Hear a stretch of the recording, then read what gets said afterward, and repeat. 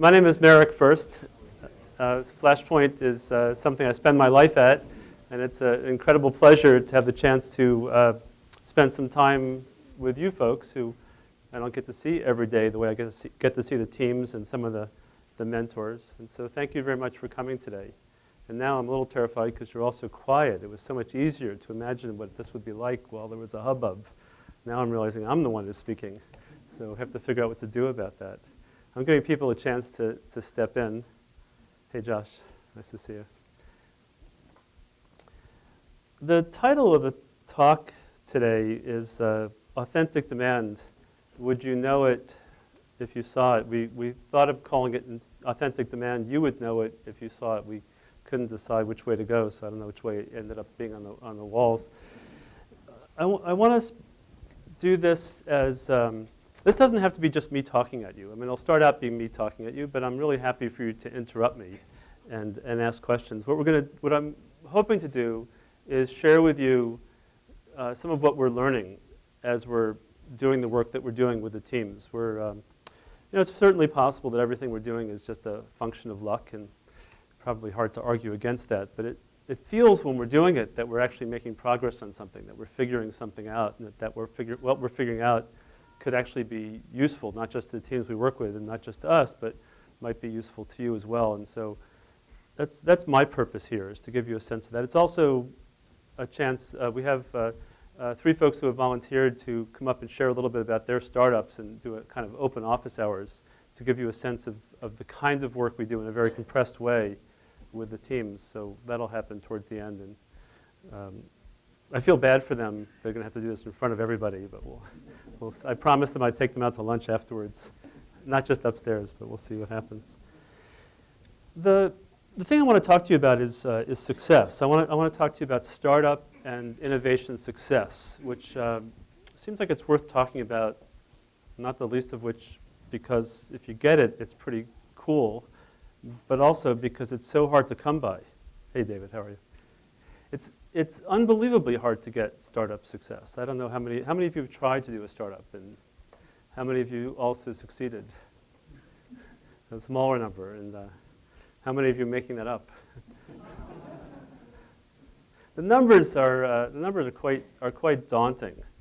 I don't know what numbers you believe. I'm nervous when I give talks like this to people because a lot of things that I've come to believe are true, which I'm pretty sure are true, they're easy to imagine they're not true. And so I run the risk when I say things sometimes to, if I say them too quickly, the first thought you'll have is, that can't be right, and then you won't listen to anything else I say. So I don't know, pick a number. What's the chance of a startup being successful? If you're happy with 1 in 10, it's already too bad. It's already too sucky to be acceptable. You think it's 1 in 100? That's kind of outrageous that you'd spend your life working on a startup if your chance of success was 1 in 100, and it took you a year and a half to figure that out. That's an awful lot of years before you expect to have one success. I think the right number is probably 1 in 4,000, which you don't have to believe. It's still interesting, even if the answer is 1 in 10. Certainly it's no more than 1 in 10 if you look at startups that have been invested in by first-tier investors. If you look at Kleiner Perkins, you look at Andreessen, you look at Intrawest, you look at any of the first-tier firms, and you look at their portfolios, and you look at the A-round investments they make, and it's a little bit different today because there's so much froth in the market that people aren't having quite as much time as they once had to due diligence. But at a time when you could do 3 months of due diligence on an A-round investment, you'd have a company. You'd be sitting there. You could meet all the people in the company. You could interview all the people who were in the company. All the jobs were there. You would have the CEO, and you'd have the marketing person, you have the product people. You could look at the product. You could see that the market was actually buying the product. You could talk to the customers and find out the ones that were buying. You could even talk to the ones that didn't buy and find out they weren't buying. And then you'd make a decision, if you're one of these firms, and you'd make an A-round investment, and then sort of best case, 1 chance in 10 that returns anything to you that's of significance. And probably, actually, the truth is almost invariably, the thing that you invested in, the 1 in 10, would end up giving you maybe a 1 in 40 or a 1 in 100 return, which actually paid off your whole portfolio, was actually working on a different business than the one that you invested in when you first invested and you did all that work to do due diligence. Usually it's not even the second idea, it's usually the third idea. there must be something wrong if the smartest people in the world with the most money behind them that can take their time doing this can't make an accurate decision about whether or not a business is going to be successful. It's certainly possible that a lot of the cause of that is just that the world is noisy. I mean, the world is noisy. It's very hard to predict what's going to happen.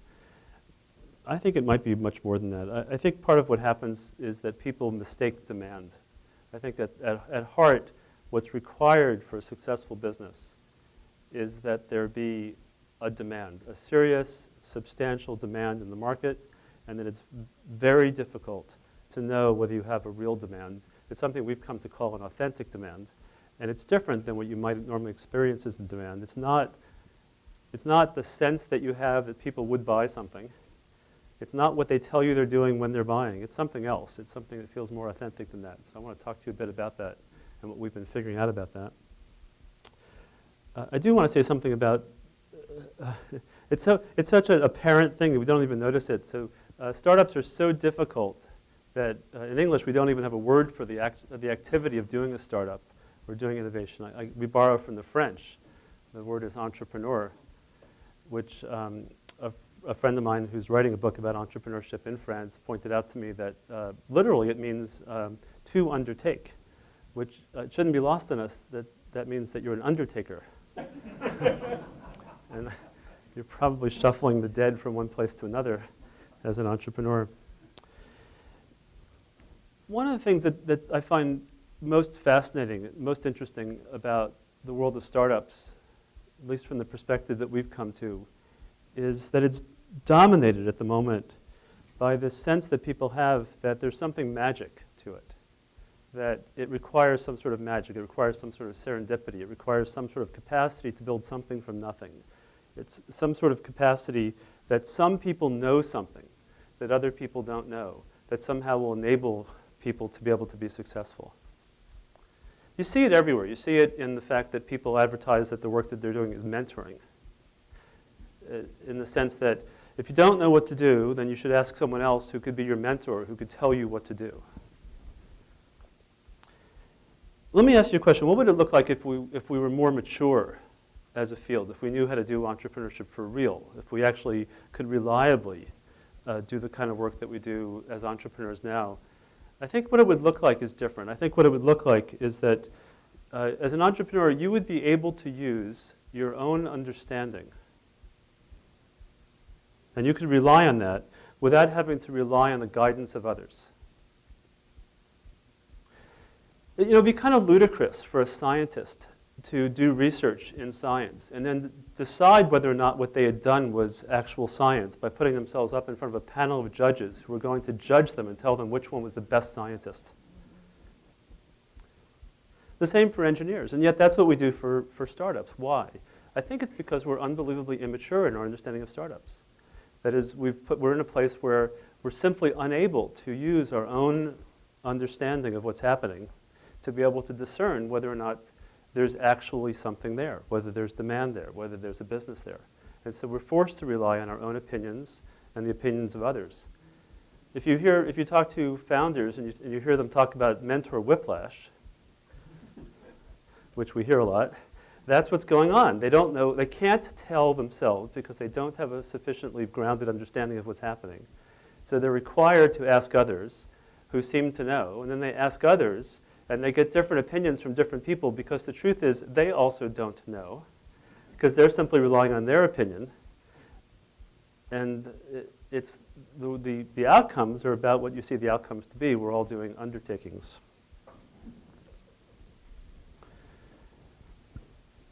The most mysterious part of the journey for entrepreneurs seems to me now, to be this difficulty of being able to see whether or not there's demand in the world for what it is that you might do.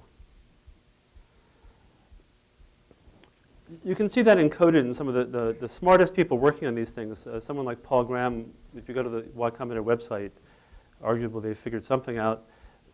They say right up front, here's how you succeed as an entrepreneur. Make something people want.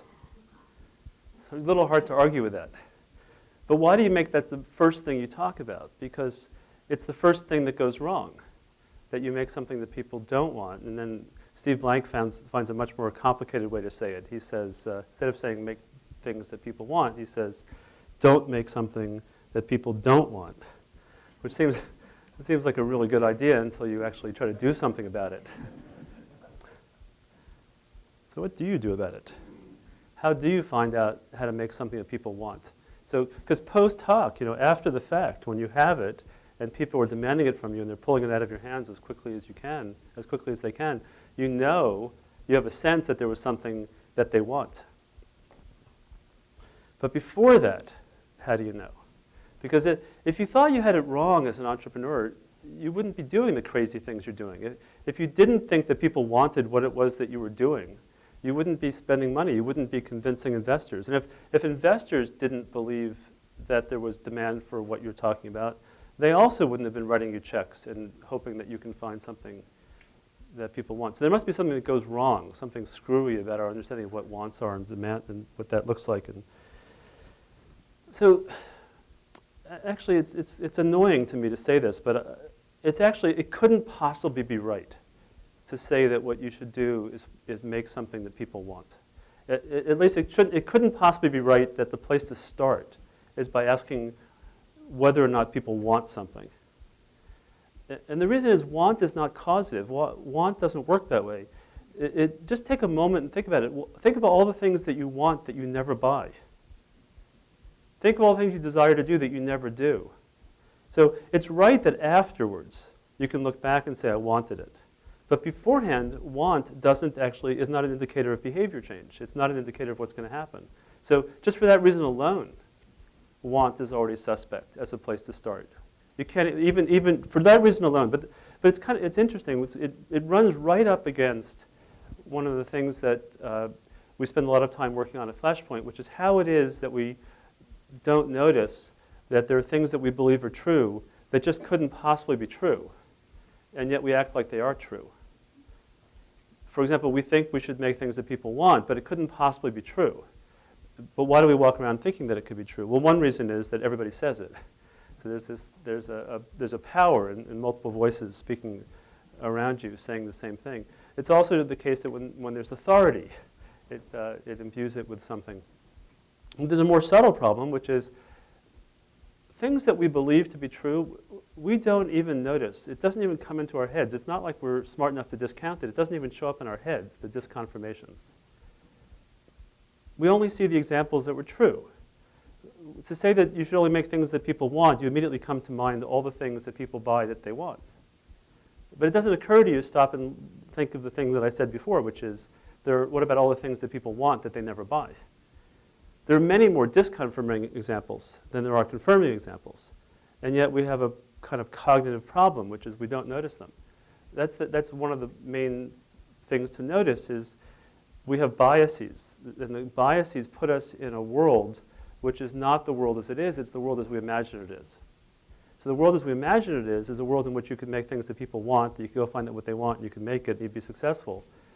But the world as it actually is that's a meaningless, that doesn't work. That couldn't possibly work because want doesn't imply the thing you're looking for.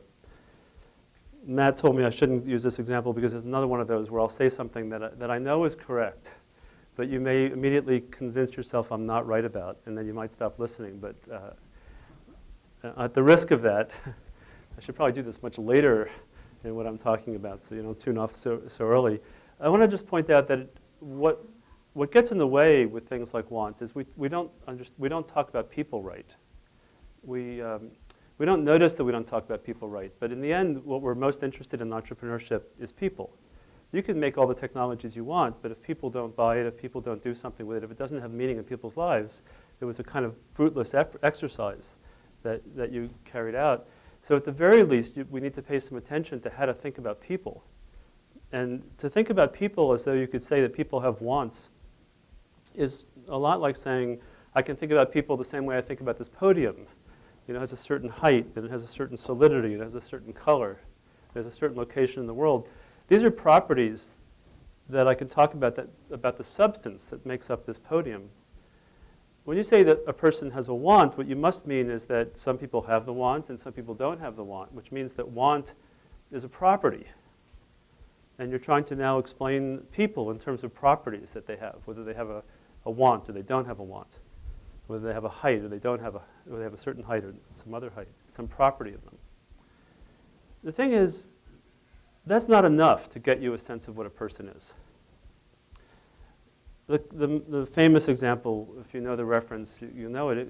If we talk about something besides, let's say, a physical thing like a podium, I talk about something like a hammer. And I say to you, how would you describe what a hammer was in terms of the properties that it has as a hammer? If you spend the time to look into this, you'll find what people have found, which is you can't describe hammers in terms of properties. You couldn't say, for example, a hammer is something which is of a certain length that's wood here and it's metal at the end. Because surely sometimes my fist is a hammer, and sometimes a book is a hammer, and sometimes something else is a hammer.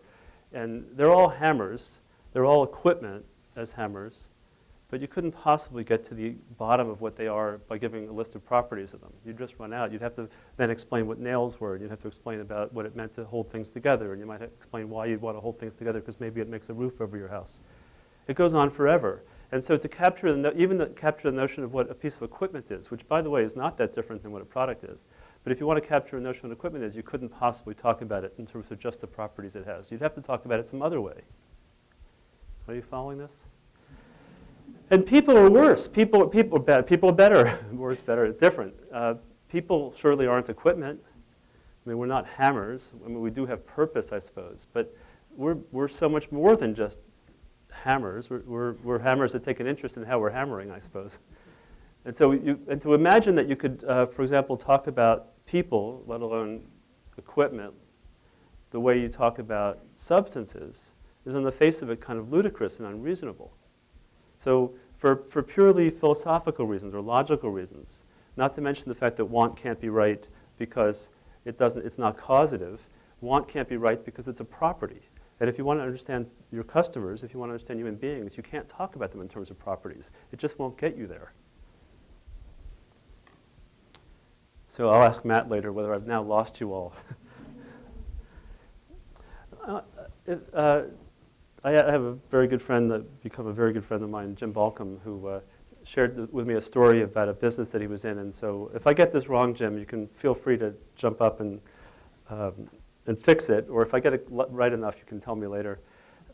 Jim was a very successful entrepreneur. He's had a very successful career. He's, if I could do justice to it, I'd spend way too much time up here. I just want to jump into a little part of his career where he found himself unexpectedly and perhaps unfortunately at the beginning running a company called Humminbird. Maybe some of you have heard of Humminbird. Do you know Humminbird? They make these sonar fish finders, as I understand it. And now I'm telling you a story of a story, so forgive me if I get it wrong, but I'm using it for my own purposes. So it doesn't matter if I get it wrong. Just follow the purpose.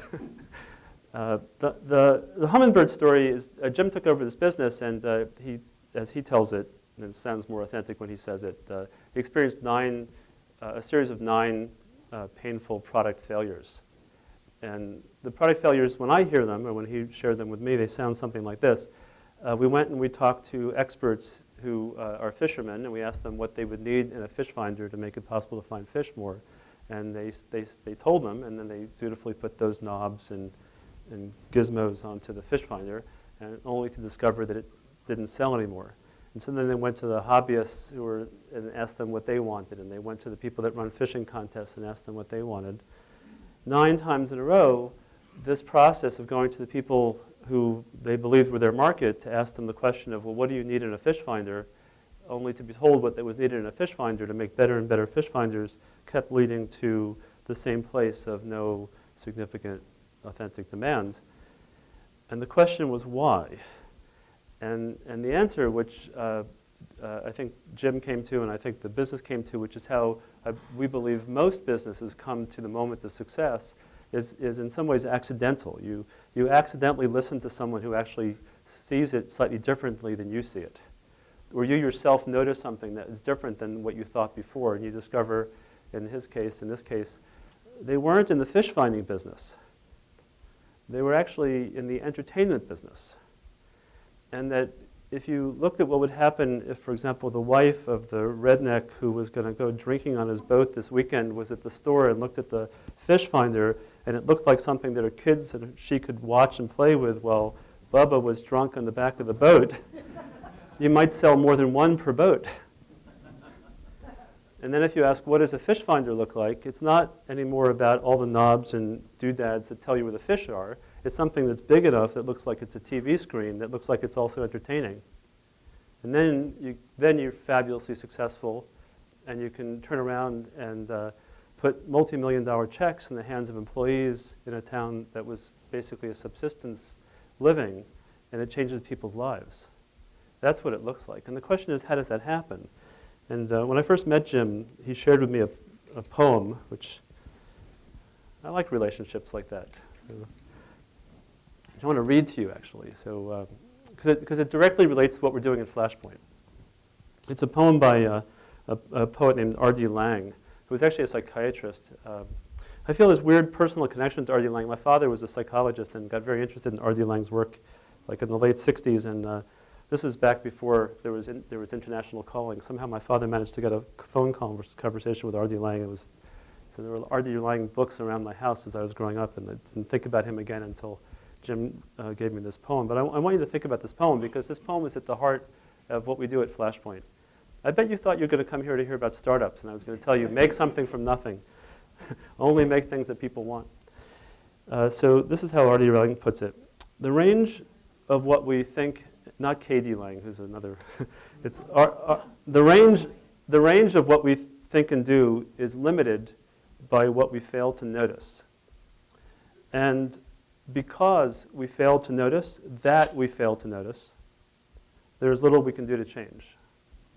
Until we notice how failing to notice shapes our thoughts and deeds.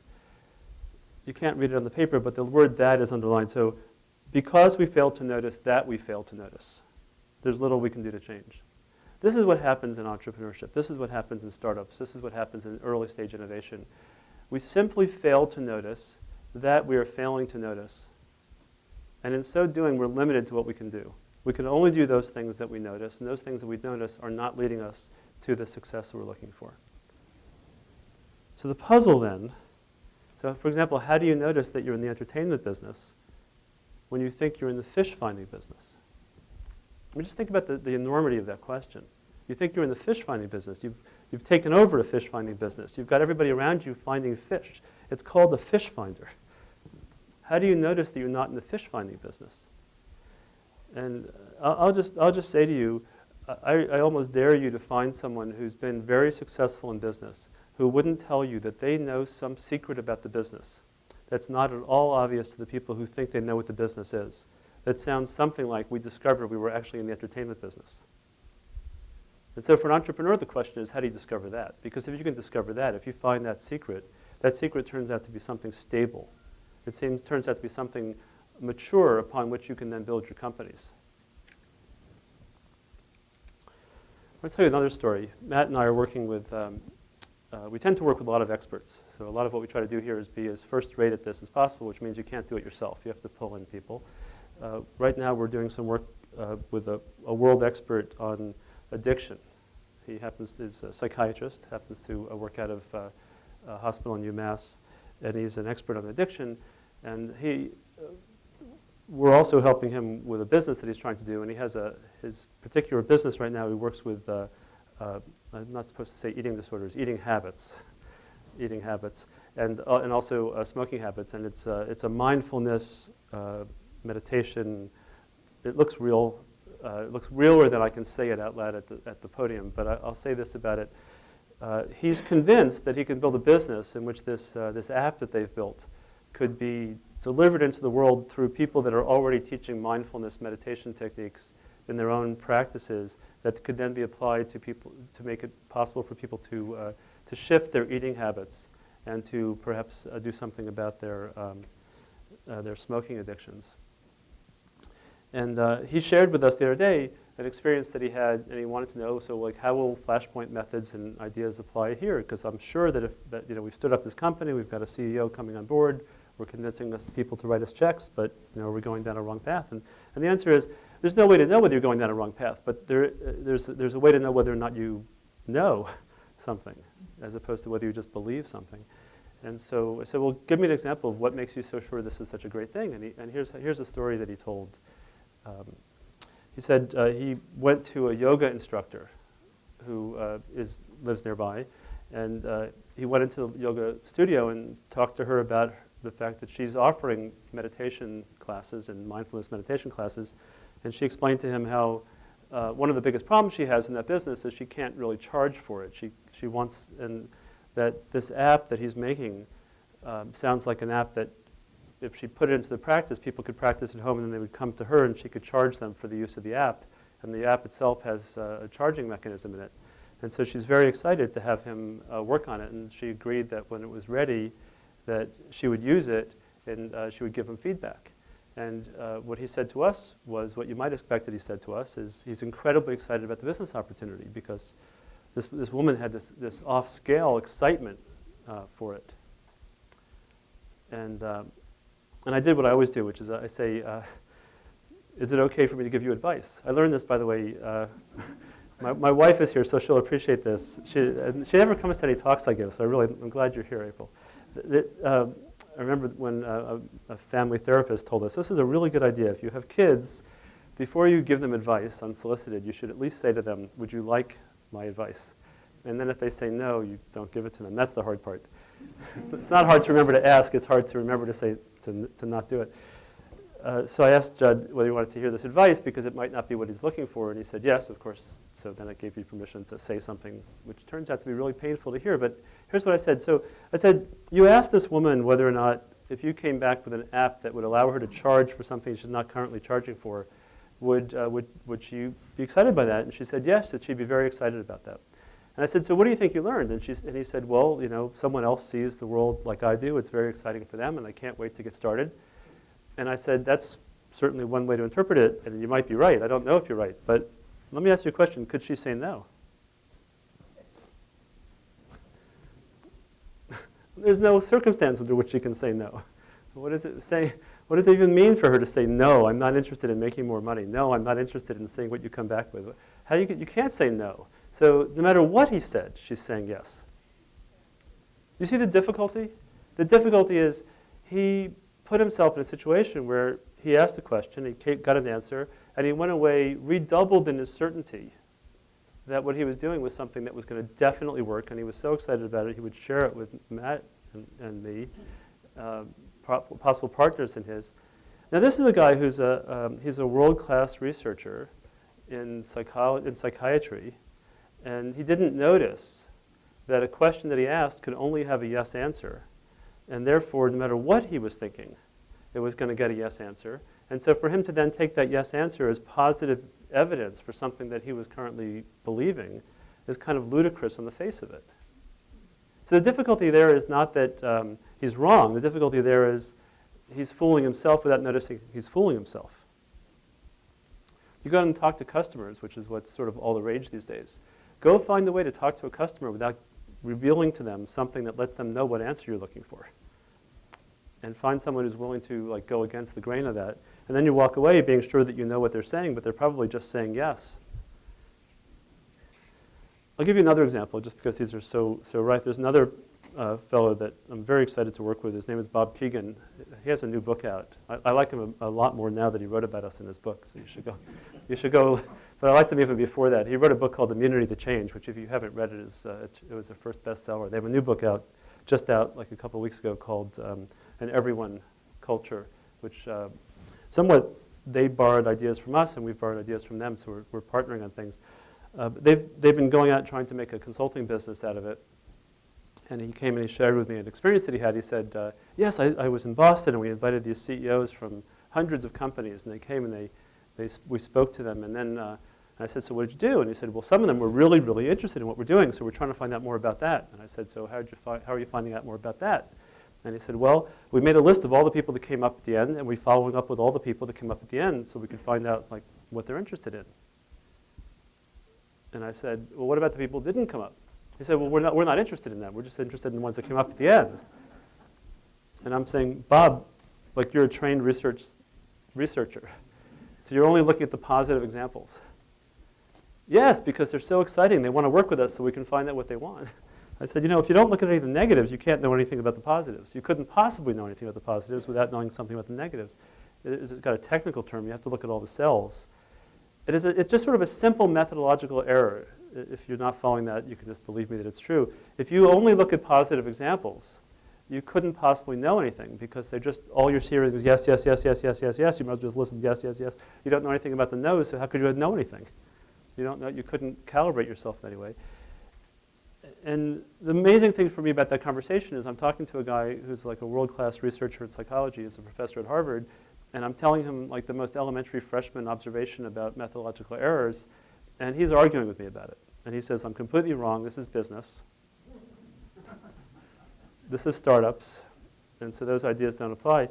And he's just not right. Those ideas do apply. So what's interesting to me about this is that just in the first moment of watching people do entrepreneurship, trying to make it possible for people to be more mature as entrepreneurs, that is, be able to rely on their own understanding without having to simply rely on other people's opinions or guidance, is to simply give people the ability to make fewer methodological errors. And the thing that's so interesting about it, though, is you start to notice this thing, which is, I'm starting to notice that I was failing to notice, that it's unbelievably difficult to police yourself to stay away from the methodological errors. With every fiber of our being, we want to hear yeses from people. With every fiber of our being, we want to believe that what we're believing is true. And so in each moment, we're faced with the question of, well, do I go talk to the person that's going to say yes to me and put it in a form that they can say yes to me, or do I go talk to the person who's been saying no to me? What does that mean? So tell me, I'm lost on time. How much time have I got? A couple more minutes. So you were right, Matt. I always come up here with these 4 pages of notes, and I say, what am I going to do for the last 45 minutes? So the first thing to notice, the thing I hope I've gotten you to notice, is that methodological errors play a big role, but it's much more than that. It's much more than that. It turns out it's not just the methodological errors, because those would be relatively easy to control for. It's something else goes wrong, and what goes wrong is that we don't notice is that we've constructed a waking dream version of the world that we're living in. And in that waking dream version of the world, we think we understand other people, but we don't. And we don't even notice that we don't because we hardly ever put ourselves in a position to notice that we don't. Sometimes we put ourselves in a position to notice we don't. We, for example, think people will buy something and we make it and we raise money for it and we try to sell it and then they don't buy. And then we're surprised.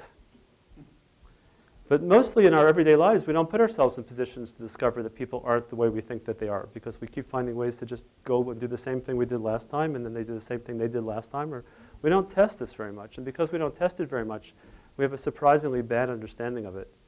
And at its heart, if you want to know what it takes to be successful as an entrepreneur, it takes the ability to see the world clearly, to have a way of understanding it, but also to be reliably capable of creating behavior change. If you don't have a way to reliably create behavior change, you can't be successful in business. Even if you just make a behavior change which allows your customers to buy from you as opposed to buying from somebody else, that kind of behavior change. The kind of behavior change we ought to be talking about, the behavior changes that people like at P&G can get when they can get people to buy Swiffers. I mean, there was always that little black dot on our kitchen floor. It was always there. And there was always this 4-minute period when the person who was going to come over let you know they were coming over, and you couldn't take out the mop and the pail. It was always there. And then Swiffer. And that's how you get behavior change. There were always things in your house that were fabrics that couldn't go to the cleaners, that smelled. They were always there. And then Febreze. The demand was always there, it just wasn't seen. And it wasn't seen because it's not part of the waking dream that you live in. And the puzzle for entrepreneurs is to be able to see the waking dream.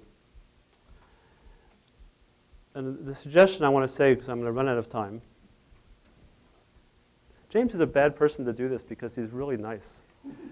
So he'd probably let me keep going, is to say this, that you have to notice certain things that go wrong. The first thing you should notice go wrong is just methodological. You can learn something about that.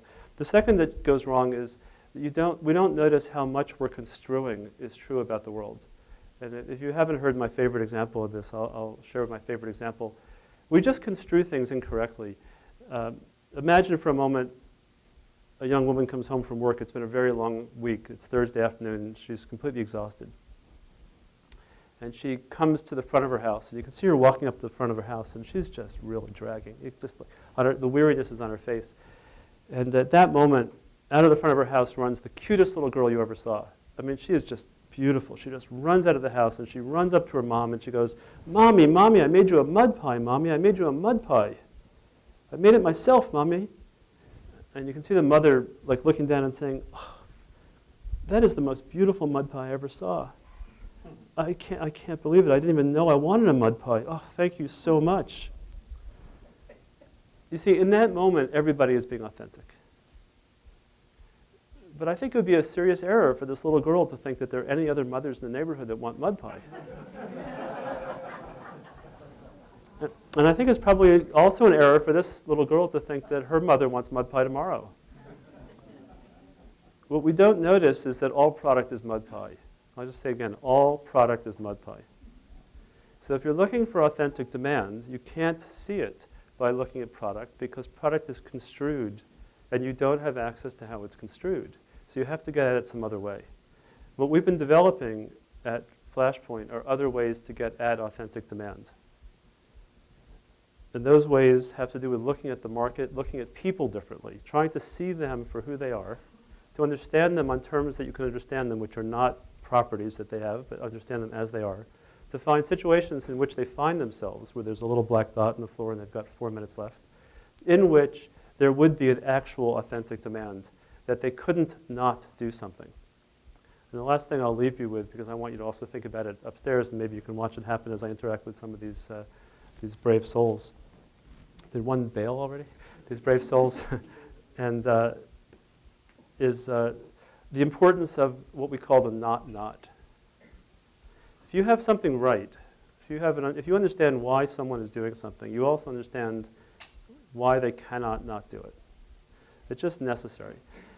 And almost everything that you think of when you think about customers and you think about people, they actually can not do it. And if someone cannot buy, then they're not reliable as a customer. But if they can't not buy, then they become reliable. It doesn't mean that they're buying, but at least you know that they're on your side.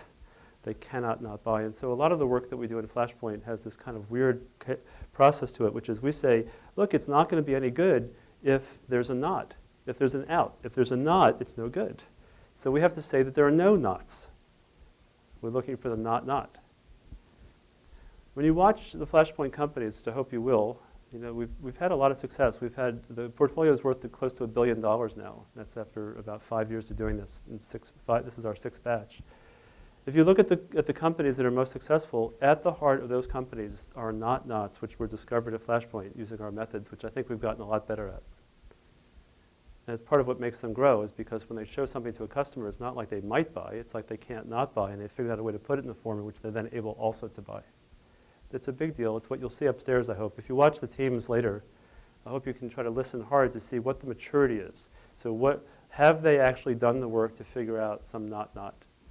It's different when you're working with teams from Flashpoint. They're thinking about their work differently. They're not looking for crazy spikes in traffic or something, because that's turning out not to be reliable. And the reason it's not reliable is you don't know why people are doing things if you're just measuring them by their properties. But if you can see them right, you'll see them differently. So James is telling me that I should wind that part down. And let's do this. We're going to bring up some teams. We put out a call. Teams want to do some open office hours. I'm going to share with you some of the way we work with teams. So they're going to come up. Part of what the work is at Flashpoint is to become completely conscious of the fact, to the extent you can, that you know nothing. So I'll say, having told you all those things that I think I know, let me tell you the one thing that I'm certain that I know above all other things. I don't know. It's a fantastic place to stand, because if I sit here and say I don't know, which is what I'm about to do, I don't have to have an opinion about whether he's right or wrong. I just have to have an opinion about whether or not he could know whether he's right or wrong. So I started to talk about you in the third person, but right. Well, okay. So what are you working on? So we're working on developing a curated turnkey services and technology platform that is providing So hang on, so there's a lot of words, curated, services, technologies, there are no people yet. Yeah, well, Yeah, so who are the people in all this? We are developing it for small physician practices too. So these are physicians under 3 feet tall? So what do you mean by small physician practices? 1 to 10 physicians in the practice. So why is the number of physicians in the practice important? Because they do not have the ability to provide this risk reimbursement optimization platform themselves, So- the infrastructure. So you're saying because they have a small number of people in the practice, it limits their ability to do something. Correct. It probably limits their ability to do a lot of things, like probably vacations, for example, or Yes. night calls. Or my wife's a physician, so it's very that's all I think about. Yeah. So so it limits their. So just in general, if you're saying if you look at this is true for any. This is one of the things. Can I share with them? One of the things we hear a lot at Flashpoint. So it's almost always the case. The team will come in, and one of the first things they'll start telling us is we're going after small and medium businesses. And the first thought that comes into our head is we know something about small and medium businesses. The sense is that there's something you can do for them because there's something they can't do for themselves. And the reason they can't do it for themselves is that they're a small and medium business. Now, one of the things that's easy to overlook in that setting is you're not the only one that has something that they could do. They're not doing anything with anybody. And that's why nobody's selling to them, is because no one's able to get them to buy because they're not doing anything with anybody. So it's not that they can't do something, it's that if they could do it, they'd already be doing it, but they're not doing it, and there's lots of stuff they're not doing. You see what I'm saying? Mhm. So why is what you're thinking about something among all the things that they're not currently doing? Why is this something that they would do?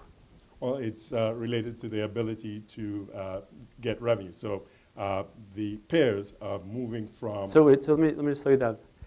Mhm. Have you read Thinking Fast and Slow by Kahneman? If you haven't read this book, you should read it. So we seem to operate in 2 modes as our brains operate. Do you mind my doing this? I told him it would be really hard. See, let me just tell you, I understand his position. By the way, it's probably a very interesting business. I like Marlon a lot. You should invest in him. And this is not about making whatever you're doing worse. This is about making it better. Mhm. The thing that's, now I've lost my total train of thought. So, okay, we'll go. Oh, it's about thinking fast and slow. It's that the difficulty with thinking fast is it's just the obvious thing. It's not that it's uncomplicated. It's just obvious. It's just sort of the thing you think of as obvious. And when thinking slow comes in, what you're doing is you're kind of doing a check. It's like, it's like if I put 3 numbers, if I say, what's 112 times 214, you can't just write down the answer. You have to slow yourself down. We find it incredibly helpful to put yourself in the following frame of mind. Everything that someone says, we try to view it like it was a question, like it was the most, maybe just it was like an absurd statement, like how could he say that? How could I think about that? And so I'm just slowing it down and saying, so you're saying that it's about revenue, and that sounds completely absurd to me in my head, because otherwise I'll just believe you. And so I'm wondering, okay, so what do you mean it's about revenue? So aren't there lots of things that are about revenue for physicians? Are physicians actually motivated by revenue? To keep the lights on, they should be. So let's go. So these, you're saying you're walking into a place where if they don't buy from you, their lights go out. But if they do buy from you, their lights go on, stay on. Is that what you're saying? More or less. What's happening is that the payers are moving from the model that they're currently using, which is fee for service, to pay for performance, to risk-based payment models. And with risk-based payment models, the physicians, even though they like to give great healthcare services to their patients, with risk-based payment models, more of the revenue that they would get for providing those services. So let me slow you down. Let me see if I understand what you're saying. You're saying that I'm looking at these 10 physicians, and you're saying that these 10 physicians find themselves in the following circumstance. Tomorrow, their lights might go out. Because I'm still focused on that because you said it, so it must be in your head. So I'm trying to figure out why it's in your head. So their lights are going to go out. That's a pretty serious thing. So really, their lights are going to go out? Well, if more of their revenue is going to be risk-based, then their ability to keep the practice open. So they're facing in the future some undefined. Is it a defined time when that's going to happen? Yeah. If you go to one of your physicians, what I'm trying to do now is understand how much you understand about your customers. So there's this. If I could share with them what's going on in my head. What makes this work interesting, by the way, is learning how to do this work. and actually doing it. At some point you get good at this, and we're trying to train people to get better at this because then we can help more people do it. The net effect of it is, hopefully, you come away saying, well, why did I think of that question? Or why do I feel so bad? And the answer often is, look, it feels bad when I do it for myself, if you just want to know. Actually, you can't do it for yourself because you can't see yourself. It's another whole problem. But the reason it feels bad to do this is the following. We all have a mindset. We walk through the world with a mindset. The problem with your mindset is you don't notice you have a mindset. Just things come in and they just make sense to you. If you could notice, if you could notice that you might not be right, you'd work on it. I mean, we're all smart. We all have these tools. The problems aren't the problems, or the problems to solve aren't the ones that you notice are problems. I mean, they might be the problems to solve. But the ones that really kill you, it's like, was it Mark Twain who said, it's what you know that ain't so that's the problem. And it's what you know that ain't so, it doesn't even occur to you to notice. And so part of what I'm trying to figure out here is, how is it that I'm trying on your behalf, I'm trying to figure out how it is that you're thinking certain things. Because if you think of them that way, they might stop you from seeing something else. So, for example, if in your frame, and the way you're thinking about physicians is that you think of them as people who are facing something coming down the road that will cause their lights to go out. If you think that's how they're thinking, if you think that's how they are, then as a first step, we ought to know whether that's really right. Because it doesn't really matter whether you're right. If they don't construe the world that way, it doesn't matter if you're right. I don't know if you've had this pain, but for those of you who I can authenticate with and say, I've lost so many tens of millions of dollars of other people's money because I thought that people would buy something because I was right about something. Because this would definitely save them money, it would definitely save them time, it would definitely fix a problem that they were definitely saying they were having. The only thing is, all those things were true, it just wasn't of concern to the customer. And so it could definitely be true that in some period of time down the pike, the lights will go off because of some change in the billing circumstance. And that might be true, but that doesn't mean you have a business. Your business is going to come because your customer has a concern that you address. So I'm wondering, what do you know about your customer's concern? Right.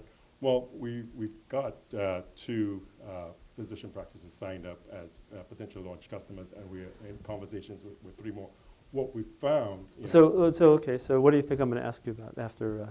I'm going to ask you about the ones that didn't sign up. So how many have you talked to that haven't signed up? Because you want me to talk to you. If I bet, you'd feel great if I asked you about the ones that did sign up, and you can tell me why.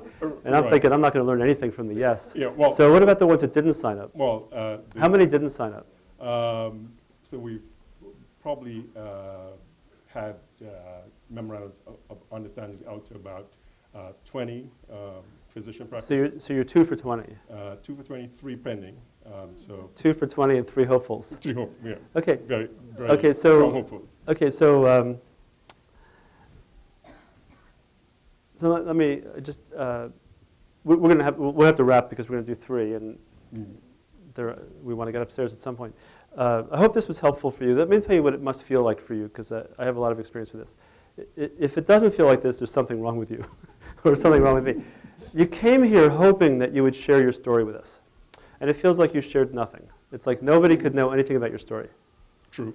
And you feel like you feel like I don't understand your story, so I'm being very unfair by stopping you in these places. No, not that. Oh, okay, yeah, that's good. But then you're giving me to think. You're giving me too much credit. Have my story together. So yeah, that's helpful. And what I want to say though is, our understanding what your business is on your own terms is actually not helpful to you, because then you're just getting one more yes. If you can find a way to get people to share with you when they're not certain that what you're saying makes sense, that might give you a place to go look and ask whether it makes sense. So if nothing else to go away from this is to ask yourself the question, is the premise that this change in healthcare billing is happening, is that actually of an active concern of the practices? And if so, is the solution you're providing the solution they're looking for, is there something else? Because I suspect what's happened, in fact I'm certain what's happened, because it always happens, is you had a product idea in mind, and then you found a way of expressing it to yourself and trying to express it to the customer that you think will be meaningful for them. And that's a difficult path, it's not an impossible path. Anyway, I hope this was fun for you. Thank you. Can you say, I'm very curious to find out what you're working on, Veronica, because Tuesday evenings at Flashpoint, let me invite you. Matt and I host community dinners every Tuesday. So it's free food, and you get to come hear the teams. And we have speakers from all over the world, mostly from the West Coast, New York, Boston, coming and speaking to the teams about demand, about different things about startups. So you're welcome to come Tuesday nights. It won't start again until the next batch, which will be mid-July, but it's Tuesday nights. You're always welcome. I say that because Veronica has been a steady visitor, but I've only had a chance to say hello to you. I don't know anything about your business. So, hi. You want to tell us something about what you're working on? Hi. Hi, everyone. My business, we have a feminine hygiene product. So let me ask you a question. So is it a business already? You have customers, you have product? We have a prototype. A prototype. We don't have customers yet. So you have a prototype of something, so you've built something, and no customers for it. That's okay. Right. And so you're imagining it will be a business. So it's look, yes, I'm imagining it's going to be a business. It's difficult to learn how to ask this in a way that they don't hit you over the head. Because you understand that I'm actually quite interested in the success, right? So this is not to pull it apart. This is just to understand how you're thinking about it. So you're imagining this thing will turn into a business, and right now there's a prototype. That's correct. And I'm imagining that you have this prototype built because you could see a problem that was out there. You were trying to solve something. That's correct. So maybe we could start there, if you wouldn't mind. So what is it that you see that there would be demand for? Well, the demand, I kind of looked at it as women with heavy menstrual cycles, and we're alleviating their accidents. And then let me slow it down. Okay. So women, so you know about women. We're definitely in an area that I know nothing about. Right. Or only by proxy. And up till now, I wasn't so worried that my wife was here. But we'll see how it goes. So if I get any of the words wrong, you'll fix me, okay? And all right. So women, and you're saying that women have menstrual cycles. Got that. Right. And that sometimes the flow or something about the menstrual cycles causes them some difficulty they can't currently manage. That's correct. Okay, good. So that's where you start. That's where I started. Okay. And my first thought actually goes back to P&G because they're huge players in this space. Right. So if anyone could do something that would be meaningful to women in an area like that, and I mean that in every sense of the word, would surely be of huge, huge value to a major player like P&G. So the first thought ought to be, if nothing else, they've got a patent portfolio or every possible idea you've ever thought of, they've thought about 20 years ago and spent tens of millions of dollars to discover why it doesn't work. That's true. Have you looked into any of that? I have, and companies. What have you learned? Well, what I've learned is companies like P&G, they look at it from a standpoint of how much revenue they can make on a product in the first year. Yeah, so P&G, one of the person who was running P&G's Research and Development Center is a friend of ours, Carl Ron. He has a very simple way of saying it, P times Q equals $1 billion. Right. So price times quantity in 1 year, $1 billion, and if it's not, then don't even look. So that's right. So you're saying that this problem that you want to work on to start with is not even in that category? It could be in that category. So they could look at it. Starting off, it's probably not in that category. So let me ask you a question in a slightly different way, then we can take a different path. So have you discounted the possibility for some reason that they have already looked at it? So you're going forward on the assumption that you're right that they haven't looked at it? I'm going forward on the assumption that they may have looked at it, but it may not have been a big enough problem for them to pursue. Mm-hmm. So one thing I just say as an entrepreneur, if you want to do this, right, if you want to do this well, step one is go find that out.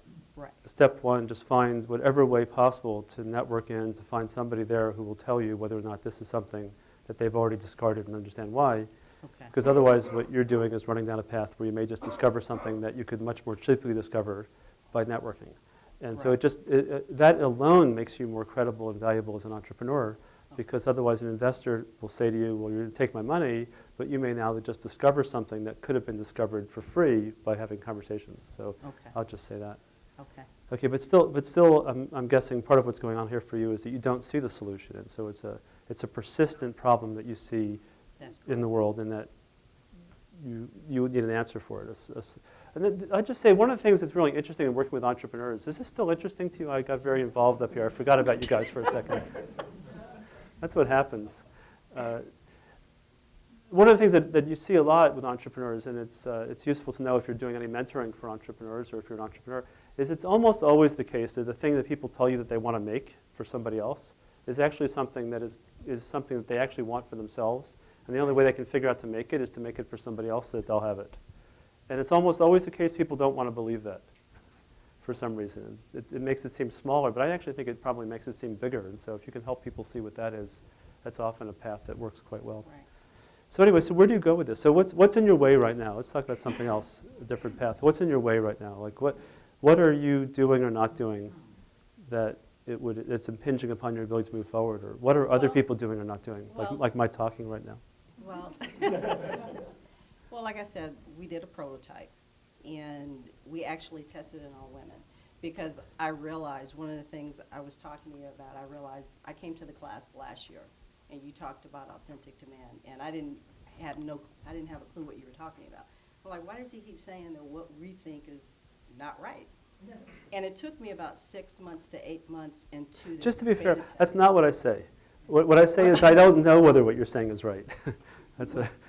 It's just be clear. When we're doing this work, I'm never, ever, ever, no matter what it sounds like, saying you're wrong, because I actually couldn't know. I'm just saying whether or not I'm asking the question Right. whether or not you could know. But thanks Right. for saying. Okay, so I didn't understand what you were really talking about, and about 6 months into the beta test, I realized what you were talking about, because, like you said, just because it worked and just because women said it was great or it wasn't great, and just because they told me they were going to use it, does not mean they're going to change their behavior. And There's so you put this thing in people's hands. I'm guessing you put it in their hands for free.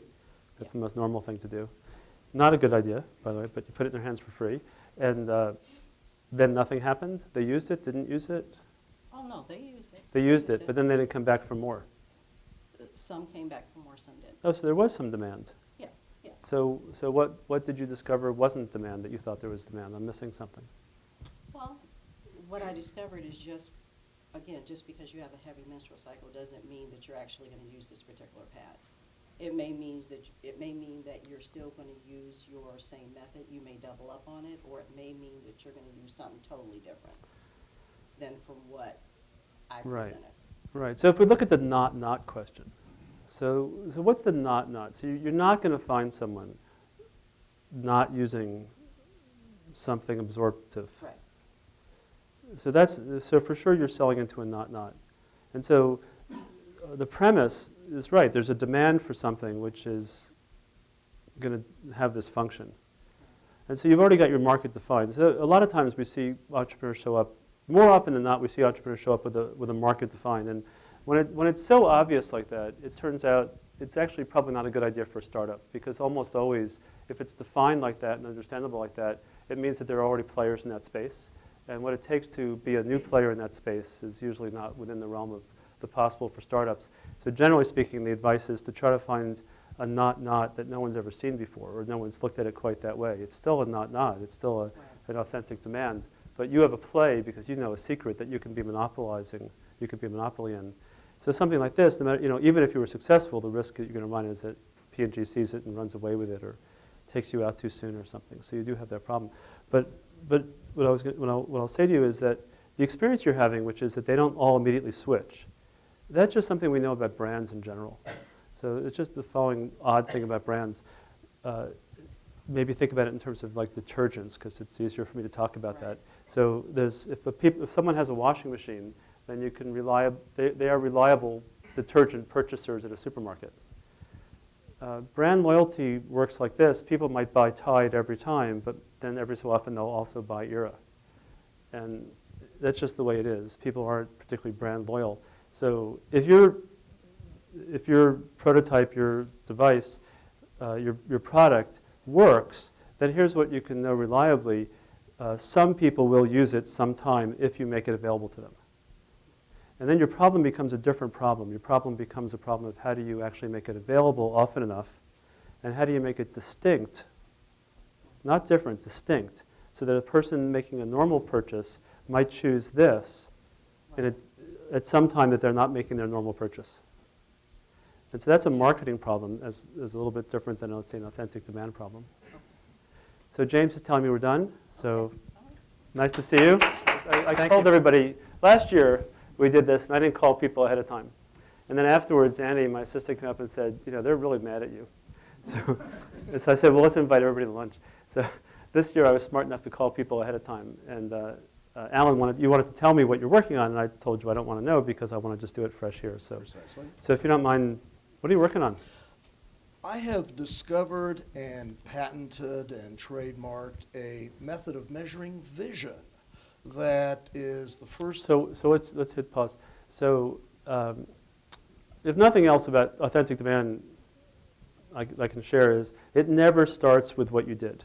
It always starts with people.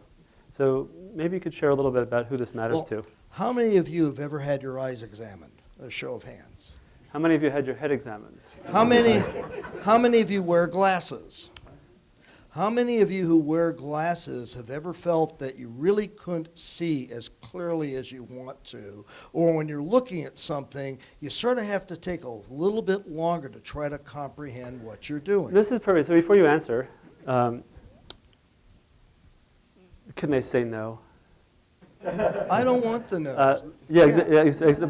My point. So one of the things that we do when we fool ourselves or convince ourselves that there's demand is we put people in a position where they kind of have to say yes. And I'm thinking you kind of put people in a position where, did this ever happen to you, or this, or how about this, or this, or this, or this? And now raise your hand. And how many of you would like to know why you couldn't see clearly? Well, what I'm trying to say. I know. I have the patent. Now, I have the validation. Now, the hardest part about the work that we do is how somewhat I do this so you understand what my life is like. So because it's really fun to work with you, Alan, and fun to work with everybody. Part of what makes it so enjoyable is to be able to sit here and say, look, I just don't know. Maybe what you're saying is completely right. You seem very smart. You went to the trouble to do the patenting. But I do know something. I know this. I know that there's almost surely some way that you're looking at the world that you're not noticing is in the way of your seeing something. I know that because it's true for me. It's just part of the way our brains work. You can't notice everything. Mm-hmm. And so what I'm trying to do right now is suss out or help you suss out what it is that you might be doing that gets in the way of your being able to see. Because what you start to learn about here is it's not just that you want to notice that you're not noticing. It's you want to notice that there are very specific ways that you're not noticing. Because if you can notice the ways you're not noticing, then at least that's a place to look and say, oh, maybe I didn't notice. So for example, if you could notice the number of times that you try to get people in a position where they're going to give you the answer you expect. If you notice that's a method that you use. It's 1 year of law school. Never ask a question unless you know the answer in advance. Yes, maybe that's why lawyers have trouble. And 42 years of sales. Oh, right. Yeah, it's very interesting. So we have a lot of people who come in sales. It's very, very difficult to learn our methods if you start out in sales. There's a lot of sales is great because once you have a product and it sells, then you can use sales. But to figure out a product to sell gets really in the way because everybody you talk to seems like a customer, and it's difficult. So, but let's go back. So I'm trying to help you here. I'm trying to understand this. So if I get you right, you're imagining people are wandering around and getting greater visual acuities on their minds. Let's start with the test subject of 1. I had a 4-year period where I could not work because I couldn't comprehend what I was doing, either the stuff on my computer monitor or the paperwork on my desk, and discovered that I had an excess of 1 diopter, that's a lot of excess power in each one of my lenses, so I could drive a car, watch TV, but when I was looking at stuff about 3 or 4 feet away, can you simplify this? Sense. I mean, I'm the worst person to ask someone to simplify, but could you simplify this for me? You couldn't see with your glasses. I couldn't, wearing my glasses. Without my glasses, things were fuzzy. With my glasses, they were too sharp. So you could drive, but you couldn't read. Yeah. Yeah. So hence reading glasses. No, it wasn't, even with the progressive lenses I had. Let me go a slightly different direction, because I don't think it's going to do you any good for you to convince me that you've got something great, because Okay. People often ask the question, like, well, should I come to Flashpoint? And so the answer is probably.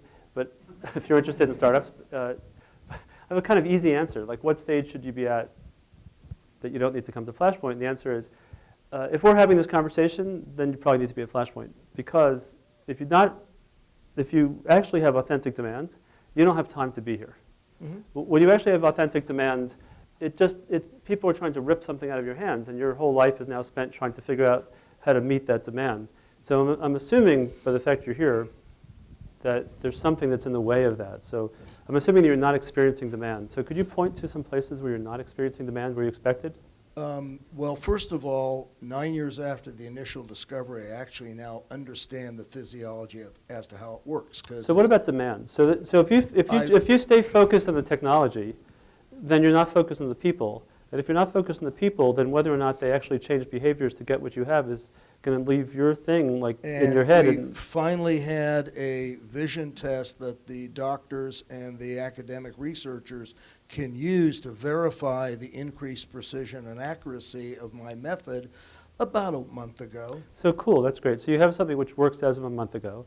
And so is there demand? Are you finding that people, let's talk about that. We started the 4th round of clinical validation in Hong Kong last month. We're starting this week the 5th round of validation measuring so how does it get, let me ask you, how does it get into the market? Because that's how it gets into trials. How does it get into the market? First of all, what we're going to be doing is bombarding all 450 academic optometrists with a free evaluation copy of the software that they can use for research purposes so that they can understand that the 1862-based letter test is actually making patients blinder. Yeah, so you're first hoping to convince all of your customers that they're incompetent, and followed by their having a great, They already know the 1862 test is bad, but no one's come up with something as a better alternative. But you have an interesting, Well, and the other nice part about it, it's 4 times as precise, 6 times as accurate, and takes half as long to do a refraction. So let me ask you a question. So I'm saving do you think that I care? time and money. Let me ask you a question. Do you think I care? No. It's part of your job description. No, I'm just saying, I just want to point out, so all these details you're just sharing with me and with the group, do you think we care? One of the interesting dilemmas I've been running into is that for 9 years I've been trying to focus in on how and I like the why word focus there, but yeah. Yeah, thank you. And so the major shift, if you go to the dyop.org, dyop.org webpage, as I've explained to people, it I told people that they could advertise intentionally looks like a high school science project because, one, until I figured out how the thing worked, I didn't want people barraging me with questions. 2, so are people barraging you with the questions now? It's been a month. Oh, yeah. They are. And until so why are you until we had FDA approval, I couldn't sell anything. I could give it away. And so I'm here because I'm literally in the transition of developing a product to trying to be sufficiently schizophrenic to figure out how to market the product. Okay, let me leave it at that. Silence from him? Well, because James is signaling me then, and I'm thinking 6 months from now we'll get somewhere. So, Alan, thanks. Would you like some advice about this? Yeah, absolutely. My drill sergeant was good at advice also. Yeah. The advice I would give you is, I'm not sure whether it matters whether it works. That is, it's often possible to figure out whether there's demand for something before you figure out whether you can make it work. Mm-hmm. And this notion that you have that people will replace their eye charts, for example, it's potentially interesting. I don't know how many eye charts there are, but maybe you can make money in that. I suspect that there's 50,000 in the U.S. alone, 250,000 which is which sounds like a really small number for just a poster to replace the poster. But you could ask that question without having to go to the trouble to make this thing work. And the reason I say that is, a lot of times what people will do is they'll drive on getting the technical problem solved, without paying any attention to the question of whether even if they solve it, does it matter. And I want to suggest to you that if you took a little bit of the energy you're spending to drive to solve the problem, you might find it interesting to look at the question or find people to help you look at the question, whether or not there would be any demand, even if you solve it. And so I just want to leave you with that thought. So, excellent. okay, My good. wife thanks you. Okay, thank you. Thank you very much for being here, guys.